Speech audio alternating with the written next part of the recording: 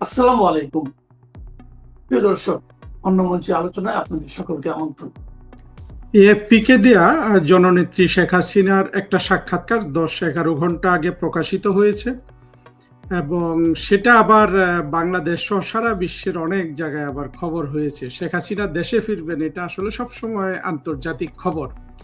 শেখ হাসিনার দেয়া এই সাক্ষাৎকারের কোন অংশটা গুরুত্ব দিতে হবে, কোন অংশটাকে তেমন গুরুত্ব দিতে হবে না, বা কিভাবে এই বক্তব্যগুলো পড়তে হবে, সেটা নিয়ে এই এই ভিডিওটা করছি। দেখুন, এর সাথে আরেকটা জিনিস আছে যে আওয়ামী লীগের অফিসিয়াল যে ফেসবুক আছে, সেখান থেকে প্রফেসর এ আরাফাতের ইউটিউবে জননেত্রী শেখ হাসিনার প্রকাশিত একটা বক্তব্য আছে। সেই বক্তব্যটারও একটু বিশ্লেষণ করে এই ভিডিওটা শেষ করব। জননেত্রী শেখ হাসিনা যথারীতি বলেছেন তিনি ফিরবেন, তিনি জানেন ফেরার চ্যালেঞ্জ কি, তাকে জেলে নেওয়া হতে পারে, ফাঁসি দিতে হতে পারে, এগুলোর জন্য মানে তাকে জেলে নেওয়ার জন্য, ফাঁসি দেওয়ার জন্য যারা বাংলাদেশ এখন দখল করে আছে তারা প্রস্তুত হয়ে আছে, এসব তিনি জানেন। কিন্তু তিনি ফিরবেন, তার ফেরার এই সিদ্ধান্তে কোনো পরিবর্তন হবে না। এটা তো সঠিক কথা। যারা প্রথমেই শুনেছিলেন যে শেখ হাসিনা একটা ডেট দিয়েছেন ফিরবেন, আমরা যারা শেখ হাসিনার কর্মী কিংবা যারা শেখ হাসিনাকে চেনেন, শত্রু এবং মিত্রপক্ষে, সবাই জানেন যে শেখ হাসিনা এইরকম একটা কথা না বুঝে বলেননি, সিদ্ধান্ত না নিয়ে করেননি, এখন তিনি ফিরবেন। সোজা কথা, এই ফেরার ক্ষেত্রে যেসব রিস্ক আছে সেগুলা বলছেন, কিন্তু জননেত্রী শেখ হাসিনা এগুলা বলছেন এই জন্য যে এই জিনিসগুলো বলতে হয়। উনি কি বলবেন? উনি কি বলবেন যে আমি গিয়েই তারেক রহমানের সরকারকে ফেলে দিব এবং আমি প্রধানমন্ত্রী হয়ে বসে যাব, এটা বলবেন তিনি? কিন্তু এটা বলবেন না। ফলে যে কথাগুলো বলা হয় সেটার উপর আসলে এমফাসিস করার দরকার নেই। জননেত্রী শেখ হাসিনা দেশে ফিরবেন, কারণ হলো বাংলাদেশটা 2024-এ যারা জঙ্গি উত্থান করেছে, পরবর্তীতে যারা দখল করেছে, তারা বাংলাদেশটাকে চালাতে পারেনি। আমাদের বক্তব্য পরিষ্কার, এবং প্রধানমন্ত্রী শেখ হাসিনার ইন্টারভিউতে ওই বক্তব্যটা পরিষ্কার। মানে শেষের দিকে ইন্টারভিউর, এটা লিখিত ইন্টারভিউ ছিল, তিনি বলেছিলেন যে 2024-এর যে ছাত্র আন্দোলনের নামে যেটা হয়েছিল, এটা ছিল অর্গানাইজড, প্ল্যান্ড, এটা ভায়োলেন্স ছিল এবং সরকার ফেলে দেওয়ার আন্দোলন ছিল, সুস্পষ্টভাবে বলেছেন। আর উনি ওইখানে যেটা নিয়ে সবাই ওনাকে খোঁচায় যে আপনি কি ক্ষমা চাইবেন, এক স্পষ্ট শেখ হাসিনা এটা নিয়ে কোনো কথাই বলেননি। তিনি বলেছেন যে যারা মারা গেছে তাদের সবার পরিবারের কাছে তিনি সমবেদনা জানান, কিন্তু তিনি যেটা বলেছেন যে রাষ্ট্র চালাতে গেলে একটা ছোট ঘটনা বা একটা ইনস্ট্রাকশন আইসোলেটেড দেখার কোনো মানে সেটাকে পৃথক করে দেখার কোনো সুযোগ নাই, সামগ্রিক বিষয়টা দেখতে হবে। সত্যকার হলো যে সামগ্রিক বিষয়টা আমরা বিভিন্ন বক্তব্যে বলে আসি, সেটা হলো প্রধানমন্ত্রী শেখ হাসিনা 2024-এর জঙ্গি উত্থানকালে বাংলাদেশের প্রধানমন্ত্রী ছিলেন, চিফ এক্সিকিউটিভ, রাষ্ট্রের প্রধান নির্বাহী কর্মকর্তা। সুতরাং তাকে শান্তি শৃঙ্খলা রক্ষা করার জন্য যা করার তা করতে হতো, কিন্তু তিনি সেটা করেননি। তিনি যেহেতু জঙ্গিদের মেরে ফেলছিল, জঙ্গিরা নিরীহ মানুষদের মেরে ফেলছিল, পুলিশ এই ধরনের আত্মঘাতী হামলার মুখে পুলিশ অনেকটা কিংকর্তব্য বিমূঢ় হয়েছে, সেনাবাহিনী ইতিমধ্যে পক্ষ ত্যাগ করে জঙ্গিদের পক্ষে চলে গেছে। এই অবস্থাতে শেখ হাসিনা চাননি যে আর মানুষ মরুক। সেই জন্য তিনি স্পষ্টভাবে তখনকার পররাষ্ট্রমন্ত্রী ডক্টর হাসান মাহমুদের সাথে তার একটা বক্তব্য, যেটা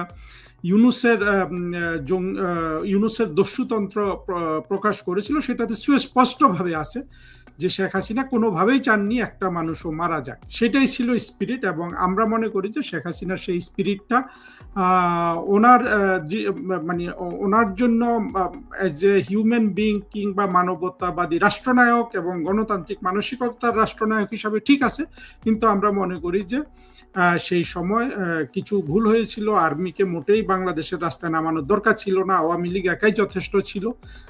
এখন আসলে ভেতর থেকে বোঝা যায় যে ওবায়দুল কাদেরই সঠিক ছিলেন, ছাত্রলীগই সঠিক ছিল, কিন্তু আসলে পরিকল্পনাটা ছিল না যে কিভাবে এটাকে মোকাবেলা করতে হবে, কিংবা ভারত যেভাবে তাদের ককরোচ আন্দোলনকে মোকাবেলা করেছে সেইভাবে এটা মোকাবেলা করা হয়নি। যা ভুল হওয়ার হয়ে গেছে, কিন্তু এইখানে শেখ হাসিনার বিরুদ্ধে যে অপবাদ সবাই দেয় সেটার কোনো ভিত্তি নাই, এবং সেটা আমরা মানিও না। শেখ হাসিনা সেটা সুন্দর জবাব দিয়েছেন, এবং যেগুলো আসলে মানে শোভন ভাষা, যেটাকে আমরা বলি যে ডিপ্লোম্যাটিক অ্যান্সার, সেটাই তিনি দিয়েছেন। এখন চলে আসি যে শেখ হাসিনার যে বক্তব্য প্রকাশিত হয়েছে প্রফেসর এ আরাফাতের ইউটিউব থেকে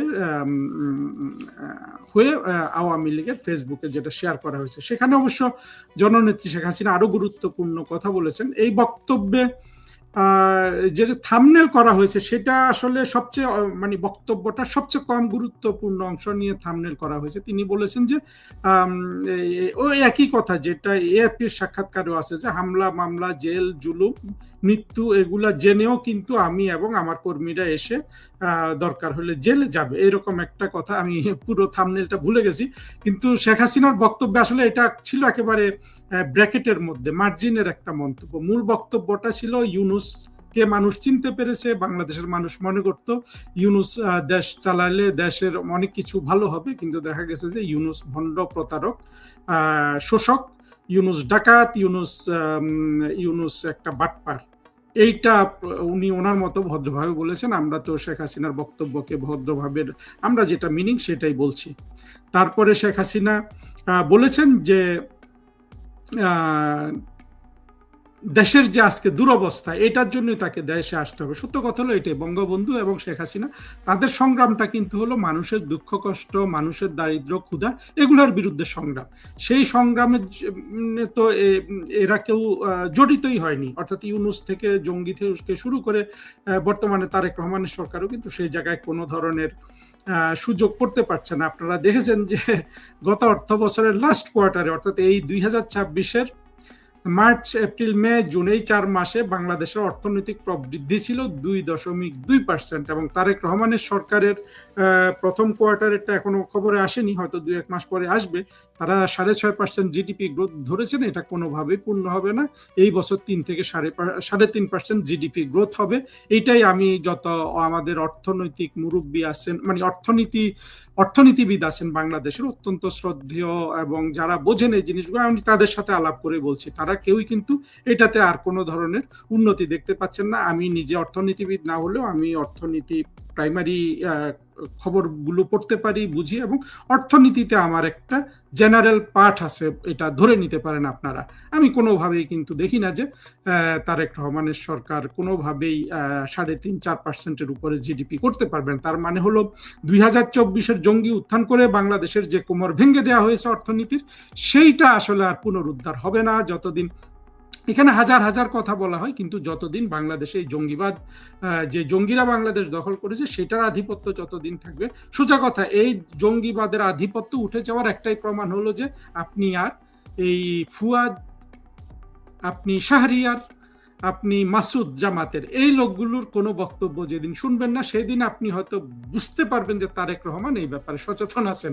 যতদিন এদের বক্তব্য আপনি রাস্তায় দেখবেন, ফেসবুকে এদের হইচই দেখবেন, গালাগালি দেখবেন, চিৎকার দেখবেন, এদের ক্ষোভ দেখবেন, এদের বিকৃত অঙ্গভঙ্গি দেখবেন, এদের গোল চোখ দেখবেন, ততদিন বুঝতে পারবেন যে তারেক রহমান সরকার আসল জায়গায় হাতি দিতে পারেনি। অবশ্য এটা ছাড়াও আরো যে স্ট্রাকচারাল চেঞ্জের দরকার ছিল সেগুলো তো তারেক রহমান সরকারের কোনো দক্ষতা নাই। আমি তারেক রহমানের সরকারকে বলবো যে আপনারা যদি বাংলাদেশের মানুষের কাছে ভালো থাকতে চান, ভবিষ্যৎ রাজনীতি নিরাপদ করতে চান, আপনারা এগুলো নিয়ে একটু ভাবুন। কেন আপনারা 6 মাস রাষ্ট্র ক্ষমতায় আসার পরও বাংলাদেশের অর্থনীতির ক্ষেত্রে এক বিন্দু সুখবর নাই? এটা একটু ভাবলে কিন্তু তারেক রহমান সরকার হয়তো বা সঠিক সিদ্ধান্ত নিতে পারবেন। আর এইটা না ভাবলে, এমনকি তারেক রহমান সরকারের বিশাল প্রমোটার গুলাও কিন্তু বলছে যে রাষ্ট্র কিন্তু নীরব দুর্ভিক্ষের দিকে চলে যাচ্ছে। দুর্ভিক্ষ যত সরব হতে থাকবে তত কিন্তু তারেক রহমানের ব্যক্তিগতভাবে ওনার স্টেক বাড়বে। তারেক রহমান দেখুন, শেখ হাসিনা বা আওয়ামী লীগের যে বিপদ হয়েছিল এটা তো কেটে গেছে, এখন তো ফেরার পালা। কিন্তু তারেক রহমান সাহেব এবং তার যে দুর্বল রাজনৈতিক দল, যদিও জনসমর্থনে সবল, কিন্তু কৌশলে বুদ্ধিতে তো রাজনৈতিক দলটা দুর্বল, জামাতের চেয়েও বিএনপি।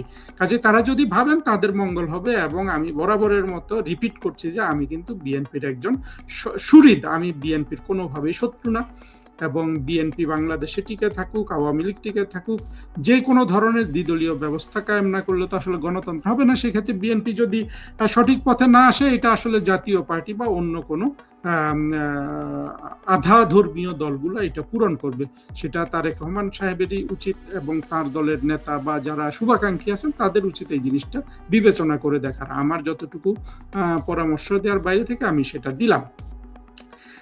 যে কথাটা বলে এই ভিডিওটা শেষ করব, শেখ হাসিনা সবচেয়ে গুরুত্বপূর্ণ যেটা বলেছেন সেটা হলো যে মুক্তিযুদ্ধের চেতনা ধরাশায়ী হয়েছে, সেটাকে রক্ষা করার কথা তিনি বলছেন। আমাদের জন্য এটা অত্যন্ত সুখবর যে প্রধানমন্ত্রী শেখ হাসিনা এখন যত বক্তব্য রাখছেন সেখানে তিনি মুক্তিযুদ্ধের মূল্যবোধ বা মুক্তিযুদ্ধের চেতনার কথাটা তিনি বারবার আনছেন, যেটা আমাদের জন্য অত্যন্ত প্রয়োজনীয়। আমি বারবার বলছি, বঙ্গবন্ধুর আদর্শ, আওয়ামী লীগের আদর্শ, শেখ হাসিনার আদর্শ এবং বাংলাদেশের বেঁচে থাকা, এটা কিন্তু মুক্তিযুদ্ধের চেতনার সাথে সরাসরি জড়িত। মুক্তিযুদ্ধের চেতনাটা যদি ভুলও হয়ে থাকে তবু এটার সাথে জড়িত, কিন্তু আসার কথা হলো মুক্তিযুদ্ধের চেতনা খাঁটি।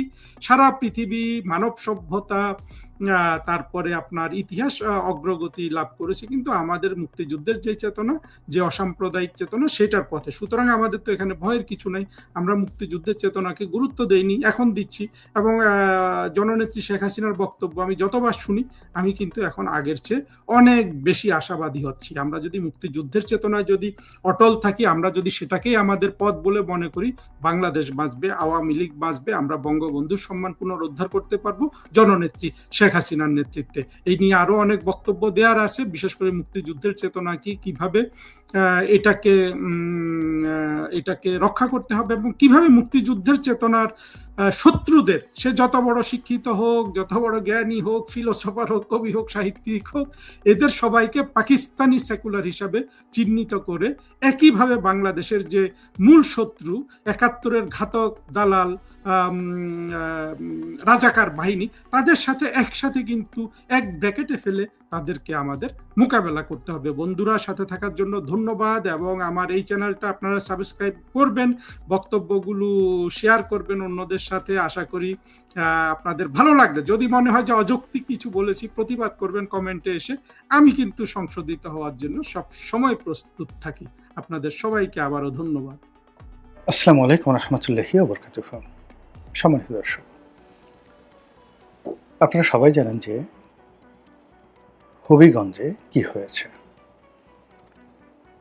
সেখানে জুলাই পদযাত্রা উপলক্ষে এনসিপির যারা নেতৃবৃন্দ রয়েছেন তাদের মধ্যে দুইজন, সার্জিস এবং নাসিরউদ্দিন পাটোয়ারি, ওনারা সেখানে জনসভা করেছেন এবং তাদের যে স্বাভাবিক কথাবার্তাগুলো রয়েছে সেই কথাবার্তাগুলোই তারা সেখানে বলেছেন, নতুন কিছু নয়। তারা যে কথাগুলো বলেন বিএনপির বিরুদ্ধে, তারেক রহমান সাহেবের বিরুদ্ধে, তাদের কতগুলো ক্ষোভ রয়েছে, কষ্ট রয়েছে, যন্ত্রণা রয়েছে, সেই যন্ত্রণাগুলো তারা বলেন। এবং আমি ব্যক্তিগতভাবে মনে করি যে তারা আমাদের জন্য যা কিছু করেছেন 2024 সনের জুলাই আগস্টে, তার প্রেক্ষিতে তাদের জবান থেকে যদি এরকম কিছু বক্তব্য আসে, হয়তো আপনার কাছে শালীন মনে হবে না, আপনার কাছে মনে হচ্ছে যে এটার কাঙ্ক্ষিত মান নেই, কিন্তু বুঝতে হবে যে এই কথাগুলো কেন তারা বলছেন। মূল ব্যাপারটা হলো যে আমাদের দেশে গত 17 বছর ধরে আওয়ামী লীগের যে শাসন আমল, সেই শাসন আমলের বিরুদ্ধে কার্যত আমরা কোনো শক্তিমত্তা প্রদর্শন করতে পারিনি রাজনৈতিক দলগুলো। ভারতে এই মুহূর্তে যেমন পুরো মোদী সরকারকে উল্টে দিয়েছে ককরোচ বাহিনী। সেখানে কংগ্রেস, তৃণমূল কংগ্রেস, অন্যান্য রাজনৈতিক দল, আম আদমি পার্টি, এখন আসলে ভারতে একমাত্র সর্বভারতীয় যে রাজনৈতিক দল সেটি কেবলমাত্র ধরুন বিজেপি। অন্যান্য যে সকল দল মানে সবই আঞ্চলিক, এমনকি এখন যে কংগ্রেসের মতো দলও কিন্তু এখানে আঞ্চলিক দলে পরিণত হয়ে গেছে। এর ফলে নরেন্দ্র মোদীর যে অপ্রতিরোধ্য ক্ষমতা, তার বিরুদ্ধে দাঁড়ানোর কোনো ক্ষমতা অন্যান্য রাজনৈতিক দলগুলো নেই। সেখানে ককরোচ তেলাপোকা পার্টি, তারা পুরো দেশটাকে উল্টে দিল এবং একজন মন্ত্রীকে, শিক্ষামন্ত্রীকে পদত্যাগে তারা বাধ্য করলো। ঠিক অনুরূপভাবে এই বাংলাদেশে শেখ হাসিনাকে এই বৈষম্য বিরোধী আন্দোলনের যারা নেতৃবৃন্দ রয়েছেন তারাই কিন্তু একেবারে ত্রাহি অবস্থা তৈরি করে দিয়েছিল। তার সঙ্গে সাধারণ জনগণ, রাজনৈতিক দলগুলো অংশগ্রহণ করেছে, একটা পূর্ণতা পেয়েছে, কিন্তু কর্তৃত্ব এই বৈষম্য বিরোধী আন্দোলনের নেতাদের। তো কাজেই তাদের সেই আন্দোলনের মাসটিকে তারা উদযাপন করবে, এজন্য আমাদের আসলে একটা ওয়াক ওভার তাদেরকে দেওয়া উচিত, একটা সার্টেন মানে লিমিট পর্যন্ত। তো সেটি 2024 সনে তারা বেশ সুন্দরভাবে করেছেন। 2025 সনে তারা সব জায়গাতেই করার চেষ্টা করেছেন, কিন্তু দেখা গেল যে 2025 সনে গোপালগঞ্জে গিয়ে তারা মারাত্মকভাবে লাঞ্ছিত, অপমানিত হয়েছেন, এবং এর জন্য বহু মানুষের প্রাণ ঝরেছে। এবং ওই সময় যদি সেনাবাহিনী সেখানে তাদেরকে উদ্ধার না করতেন, সেখানে অ্যাপাচি না পাঠাতেন, তাহলে হয়তো সেই দিন বৈষম্য বিরোধী যারা নেতা রয়েছেন তারা প্রাণে বাঁচতেন না। তো চিন্তা করুন, গোপালগঞ্জ, তো গোপাল তার সাথে সাথে আবার গঞ্জও আছে। এবছরও ঠিক অনেক জায়গাতে তারা গিয়েছেন, কিন্তু হবির সাথে যে গঞ্জ আছে, হবিগঞ্জ, এই হবিগঞ্জে গিয়ে তারা বিপদে পড়েছেন। এখন এই যে এনসিপির যারা নেতৃবৃন্দ রয়েছেন, সেই নেতৃবৃন্দের সঙ্গে আমার কাছে মনে হচ্ছে গঞ্জ শব্দটি তাদের সাথে কুফা। আগামীতে তারা যে কোনো গঞ্জে যাবেন, 100 বার তাদেরকে দোয়া দরুদ পড়ে, তারপরে তাবিজ কবাজ করে, বান মেরে, নিজেদের শরীর বন্ধন তৈরি করে তাদেরকে এই গঞ্জে যেতে হবে। যেমন নারায়ণগঞ্জ, শায়েস্তাগঞ্জ, এরকম যে সকল গঞ্জ রয়েছে, গোপালগঞ্জ তো আছেই। তো যেই যেই শহরগুলোতে গঞ্জ আছে সেখানে তারা ভবিষ্যতে সতর্ক হবেন। অধিকন্তু হবিগঞ্জ, এখানে কিন্তু বৈষম্য বিরোধী আন্দোলনের সবচেয়ে নির্মম এবং নৃশংস ঘটনাগুলো ঘটেছে। বহু হত্যাকাণ্ড, থানা লুট, পুলিশের সাথে মারামারি, তারপরে এখানে প্রাণহানি সেই জুলাই আগস্ট বিপ্লবের সময় এখানে বেশি হয়েছে। তো কাজেই এখানে যেখানে ধরুন হতাহত বেশি হয়, সেখানে বহু পক্ষ, শত্রু এবং মিত্র সেখানে দাঁড়িয়ে থাকে।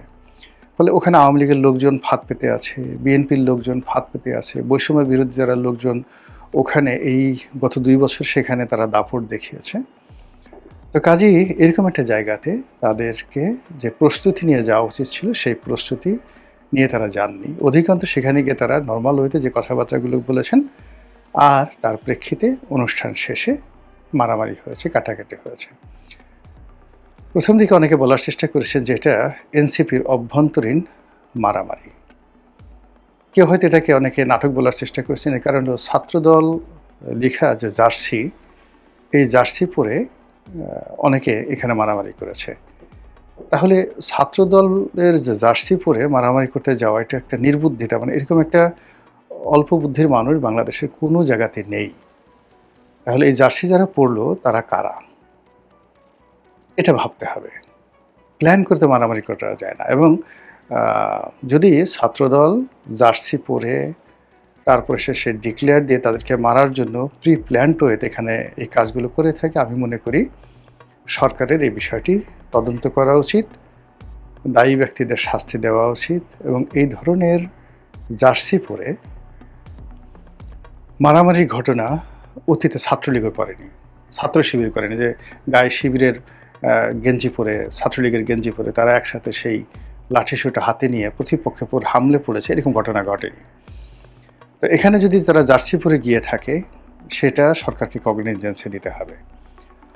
আবার যদি শিবিরের লোক, এনসিপির লোক, ইভেন ছাত্রদলের লোক মূলত সরকারকে বিব্রত করার জন্য ছাত্রদলের জার্সি পরে এই ধরনের ঘটনা ঘটিয়ে থাকে, সেটাও কগনিজেন্সে নিতে হবে। It's a huge crisis, political crisis. দ্বিতীয়ত হলো যে এখানে যে অ্যাঙ্গেলে মারামারি হয়েছে, এখন আন্দোলনের একেবারে প্রথম সারির যদি আপনি 5-6 জন লোক ধরেন, তো সেখানে হাসনাত, সার্জিস, তারপরে নাহিদ, আসিফ মাহমুদ, সজীব, এই 4টি নাম আসে। পরবর্তীতে আবার যে নামগুলো সামনে চলে আসছে, আন্দোলনের সময় আমরা তাদেরকে ওইভাবে নেতা হিসেবে সামনে দেখিনি, এখন দেখা পড়ে পিছনে ছিল, যেমন নাসিরউদ্দিন পাটোয়ারি, মাহফুজ, এই নামগুলো আমরা এখন দেখছি খুব আলোচিত হচ্ছে, বাট এগুলো আসলে সেই 2024 জুলাই আগস্টের পেছনের সারিতে ছিল। হোয়াট এভার মেবি, আমরা ধরুন 1 ডজন এরকম নেতাদেরকে আমরা জাতীয় নেতা হিসেবে এই আন্দোলনের মাস্টার মাইন্ড হিসেবে ধরে নিলাম। এখন তারা তো আমাদের জন্য কিছু করেছে, তাদের জন্য একটা যাকে বলা হয় ন্যূনতম সম্মানবোধ আমাদের থাকা উচিত। আমাদের ৫২ ভাষা আন্দোলন, সেখানে যারা নায়ক ছিলেন, সালাম, রফিক, বরকত থেকে শুরু করে যারা আত্মাহুতি দিয়েছেন, তার বাইরে যারা এই ভাষা আন্দোলনকে নেতৃত্ব দিয়েছেন, তারা কিন্তু সারা জীবন এই ভাষা সৈনিক হিসেবে সম্মানিত হয়েছেন। এমনকি গোলাম আজম সাহেব, গাজীউল হক সাহেব, যারা সরাসরি স্বাধীনতার বিরোধিতা করেছেন। তো স্বাধীনতার বিরোধিতা করেছেন, বদরুদ্দিন উমর স্বাধীনতার বিরোধিতা করেছেন, কিন্তু ওই ভাষা আন্দোলনে তাদের ভূমিকার কারণে জাতি কিন্তু তাদেরকে শ্রদ্ধা জানিয়েছে। ৬৯ গণ অভ্যুত্থান যারা নেতৃত্ব দিয়েছেন, যেমন তোফায়েল আহমেদ, তার নেতৃত্বে ডাকসু, আজীবন তারা কিন্তু এই সমাজে সম্মানিত ছিলেন। ৭ই নভেম্বর যারা ঘটিয়েছেন, সেই হাসানুল হক ইনু থেকে শুরু করে অন্যান্য যারা, কর্নেল তাহের, এই জাতি কিন্তু তাদেরকে স্মরণ করে যে তারা না হলে বাংলাদেশ যে ধরনের একটা ব্যর্থ রাষ্ট্রের দিকে যাচ্ছিল। জিয়াউর রহমান সাহেব এসে তিনি এই জাস্ট এখন তারেক রহমান সাহেব যেভাবে এসে প্রধানমন্ত্রী হলেন, তার বাবাও ঠিক ওইভাবে পরিস্থিতির মধ্যে পড়ে all on a sudden he became the hero. আসলাম, দেখলাম, জয় করলাম। কিন্তু এরকম একটা আন্দোলনকে, এরকম একটা বিপ্লবকে ঘটানোর জন্য যারা কাজ করেছেন জাসদ দল হিসেবে আর মাস্টার মাইন্ড হিসেবে কর্নেল তাহের, এখন তাদের বিরুদ্ধে যত কথাই বলা হোক না কেন, এ জাতি যতদিন বাংলাদেশ থাকবে এই বিপ্লবীদেরকে, জাসদের এই বিপ্লবীদেরকে সবাই কিন্তু তাদের বীরত্বের জন্য মাথায় করে রাখবে। কর্নেল তাহেরকে যেভাবে ফাঁসিতে লটকানো হয়েছে, এর পক্ষে হাজারো যুক্তি আপনি দিতে পারেন, একটা যুক্তিও জনগণ মেনে নিচ্ছে না। তারা সবাই বলছে এই লোকটির প্রতি অন্যায় করা হয়েছে, জুলুম করা হয়েছে। এটা হলো বাস্তবতা। একইভাবে মেজর জিয়াউদ্দিন, যারা বীর মুক্তিযোদ্ধা, কিন্তু ভারতীয় আধিপত্যবাদের বিরুদ্ধে স্বাধীনতার পরে প্রথম যারা, যাকে বলা হয়, গর্জে উঠেছিলেন যে আমাদের অস্ত্র, আমাদের শস্ত্র, আমাদের কোনো কিছু ভারতীয়রা নিয়ে যেতে পারবে না। ফলে কি হলো, এই জাতি একজন মেজর জলিল, সুন্দরবন একজন মেজর জিয়াউদ্দিন, তাদেরকে কিন্তু অত্যন্ত সম্মান এবং মর্যাদার সঙ্গে দেখে। পরবর্তীতে ৯০-এর গণ অভ্যুত্থান যারা ঘটিয়েছেন, সেই আমানুল্লাহ আমান, খায়রুল কবির খোকন, সুলতান মোহাম্মদ মনসুর, হাবিবুর রহমান হাবিব, পুরো সম্মিলিত যে ছাত্রদের যে নেতৃত্ব, বিএনপি, আওয়ামী লীগ, জাতীয় পার্টি, জাতীয় পার্টি না, জাসদ, অন্তত ১ ডজন ৯০-এর গণ অভ্যুত্থানের নেতা, তাদেরকে কিন্তু আমরা সম্মান করি। টিল নাও আমরা তাদেরকে সম্মান করি। স্বৈরাচার বিরোধী আন্দোলনে যে সকল অকুতোভয় সৈনিক যারা আত্মাহুতি দিয়েছেন, সেই সেলিম, দেলোয়ার, দীপালি সাহা, আমরা তাদেরকে স্মরণ করি। পুরো এরশাদের জামানাতে ঢাকা বিশ্ববিদ্যালয় যারা রাজনীতি করেছে, সেটা যে কোনো দলেরই হোক না কেন, আমরা এখনও তাদেরকে হৃদয়ে ধারণ করি। তো সেক্ষেত্রে ২৪-এর যারা গণ অভ্যুত্থান যারা করেছেন, তাদেরকে আমাদেরকে হৃদয়ে ধারণ করতে হবে। আমরা কি এরা, আচ্ছা আপনি সার্জিস কী করেছে বলেন তো? সার্জিস, আপনি একটা ছোটো বাচ্চা ছেলে, বয়স অল্প, খাটো দেখতে, নির্বাচন করতে চেয়েছে, আর এখন নেতাগিরি করছে। এখন এই ঢাকা শহরে সার্জিস কয়জনের ঘর থেকে মা বোনের ওড়না টেনে নিয়ে গেছে, কয়জনের ঘরে ঢুকে তার টাকা ছিনতাই করেছে, কোন অফিসে গিয়ে সে চাঁদাবাজি করেছে বলেন। নাসিরুদ্দিন পাটোয়ারি বেয়াদব, গালাগালি করে, আজে বাজে কথাবার্তা বলে, কিন্তু কার কাছ থেকে চাঁদা চেয়ে এসে চলছে বলেন তো? একটা চাঁদাবাজি, একটা দুর্নীতি, একটা অনিয়মের কথা বলেন তো? আপনি বলতে পারবেন না তো, কখনোই বলতে পারবেন না এই ছেলেগুলোর সম্পর্কে। আমরা কেন অধৈর্য হচ্ছি? তারা আমাকে গালাগালি করছে, আপনি গালাগালি করেন, তাদেরকে গালাগালি করেন, তারা তো নিষেধ করে নাই, তাদের সমালোচনা করেন, কিন্তু তাদেরকে বাঁশ দিয়ে কেন পিটাতে হবে, এবং এত দ্রুত তাদেরকে পিটাতে হবে কেন? এবং আমরা এই যে নির্মমভাবে তাদেরকে মারা হলো।